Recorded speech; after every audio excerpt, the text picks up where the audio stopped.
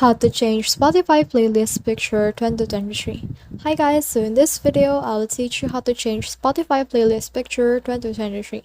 So if you want to learn how it's done, just watch this video until the very end. It's just pretty quick and simple, so let's go. So to do that, what we need to do is just head over to our Spotify app right here. Then from in there, just click on this Your Library.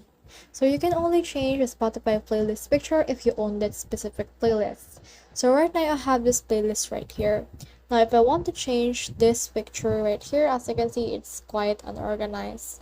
So I can just click on the three dots right here, click on edit playlist, and then as you can see, there's an option to change image. So just click on that, click on choose photo, and then you can choose the photo that you want to use. For example, I want to use this photo right here. I can just click on this and click on use photo, and click on save.